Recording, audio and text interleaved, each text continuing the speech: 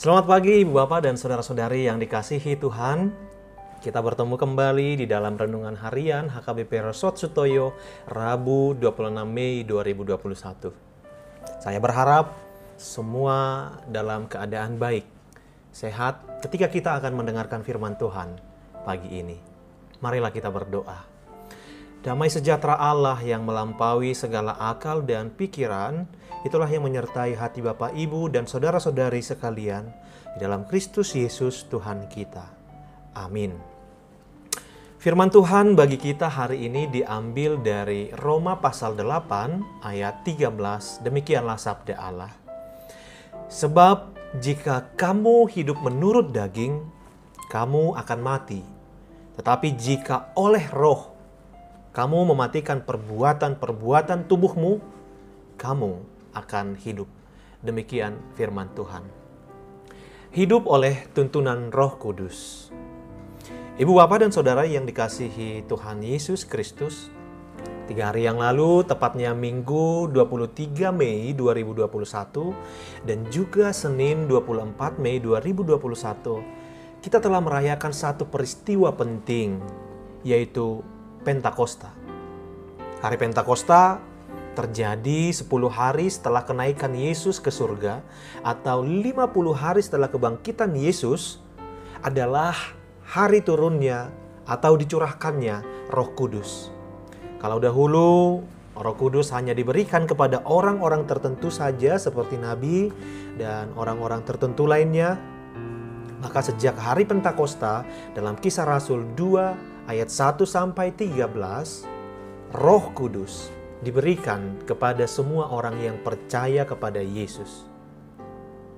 Tidak terkecuali kita semua yang mendengarkan firman ini. Apa tujuan Roh Kudus diberikan Tuhan? Roh Kudus itu menghendaki supaya kita menjadi kudus. Supaya kita dipimpin dan diarahkan kepada kekudusan. Karena itulah setiap orang percaya harus berjuang hidup dipimpin roh, bukan daging. Inilah ciri dari orang percaya yang sejati. Tetapi kita harus akui, bagaimanapun kita tidak bisa menyangkal adanya dosa-dosa yang terus melekat dalam diri kita. Dan mestinya kita tidak boleh meremehkan hal itu. John Owen mengatakan dalam bukunya The Works of John Owen dalam bab Temptation and Sin, dia berkata demikian. Terkait dosa, dosa akan terus bertindak dalam diri kita. Dia tidak pernah diam. Maka kita perlu satu usaha dan semangat untuk menentangnya setiap saat dan dalam setiap kondisi. Selanjutnya, ia juga menjelaskan bahwa pada gerakan mula-mula, dosa itu sopan. Tetapi sekali mendapat tempat berpijak dalam hati kita, dosa itu memperkokoh posisinya dan terus menekan ke tingkat yang lebih jauh. John Owen juga memberi petunjuk tentang dosa yang sudah berkembang sampai pada taraf berbahaya, yaitu yang pertama, kalau dosa itu sudah mendarah daging untuk waktu yang lama. Mari kita coba lihat, apa dosa kelemahan saudara yang sudah ada sejak kecil? Jinah, sombong, dusta, pemarah, pendendam, malas, suka ngaret, atau banyak yang lainnya. Maka kalau itu ada, kita harus melihatnya sebagai satu taraf yang berbahaya. Yang kedua, kalau kita menyetujui dosa itu dan tidak ada usaha untuk membunuhnya, atau malahan usaha untuk membenarkan diri sekalipun ada dosa.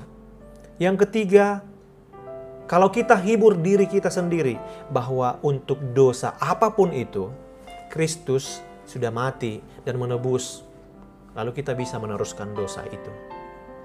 Yang keempat, kalau kita senang mencintai dosa itu, sekalipun kita tidak melakukannya. Saudara yang dikasihi Kristus, lalu apa yang harus kita lakukan? Teks hari ini mengajak kita untuk mematikan perbuatan-perbuatan daging. Dan bagaimanakah caranya kita melakukan hal itu? Yang pertama adalah kita menerima Roh Kudus untuk menuntun hidup kita. Kita harus sadar bahwa mengandalkan diri sendiri kita tidak akan dapat mematikan keinginan daging. Sepenuhnya kita harus bersandar kepadanya. Yang kedua, kita tidak boleh meremehkan dosa sekecil apapun itu. Tidak adanya sikap ini akan membuat kita berada dalam dosa itu seterusnya. Yang ketiga, kita tidak boleh mematikan keinginan daging kita hanya pada dosa-dosa tertentu saja, tetapi pada semua dosa.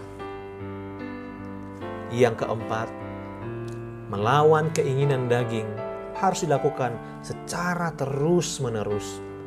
Tidak boleh kadang-kadang, karena saat kita berhenti memeranginya, ia akan bertumbuh semakin menguat.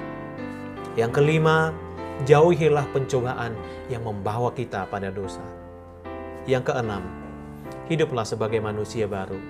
Berbakti dengan rajin bagi sesama, mendengarkan firman Tuhan, berdoa, melakukan semua hal baik sesuai dengan firman Tuhan. Terakhir, terkait membunuh dosa, John Owen berkata dalam buku tersebut, jangan berhenti satu hari pun dari pekerjaan ini. Bunuhlah dosa, atau dosa itu akan membunuhmu. Amin. Mari kita berdoa. Ya Tuhan Allah, kami sering sekali jatuh ke dalam dosa. Oleh karenanya kami memohon tuntunan Roh-Mu untuk menolong kami mematikan keinginan-keinginan daging dan hidup menurut Roh-Mu. Amin. Selamat beraktivitas, Tuhan Yesus memberkati Bapak Ibu, dan kami akan selalu mengingatkan, jangan pernah lengah untuk COVID-19, tetap lakukanlah protokol kesehatan. Tuhan Yesus memberkati.